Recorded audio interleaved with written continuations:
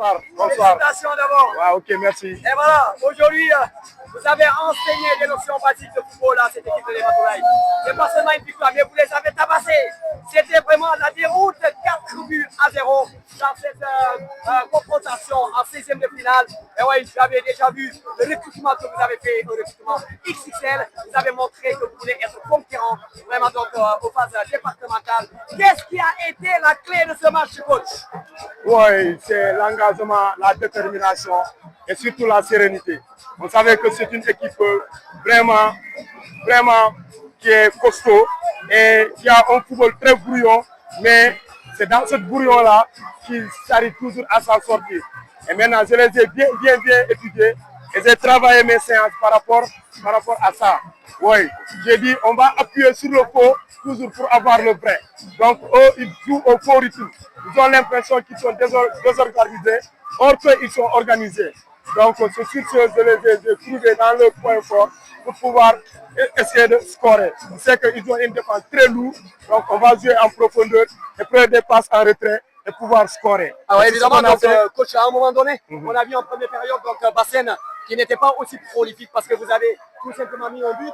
Après, voilà, vous avez laissé un tout petit peu le ballon à l'adversaire qui a déroulé, qui a dépensé de l'énergie. Et une fois en deuxième période, et là, donc, vous avez laissé encore l'adversaire dérouler un tout petit peu. À un moment donné, vous avez compris que le gars n'avait plus quelque chose dans les jambes et vous avez mis, en tout cas, l'accélération. Est-ce que ça a été vraiment une stratégie ou bien c'est votre façon de jouer? Non, c'est une stratégie, Vous savez que la manière dont on a joué ce match-là, c'est tellement différent des autres matchs. Si vous avez suivi l'AS Bassène.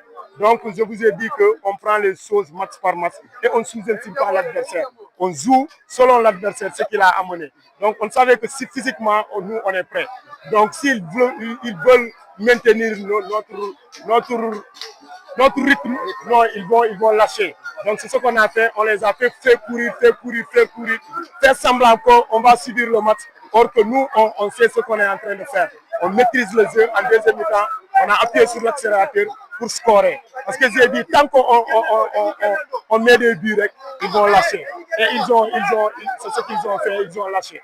Et là, coach, pour une dernière question. Mais ça fait peur, Bassène. Ça fait vraiment très peur un prétendant, un concurrent, en tout cas un adversaire comme Bassène. Aujourd'hui, vous avez lancé un signal très fort. Vous voulez faire peur à toutes les équipes. Vous voulez faire peur à tout le département. Ouais, donc il faut toucher là où il y a le hockey. Voilà, le hockey là, c'est bon.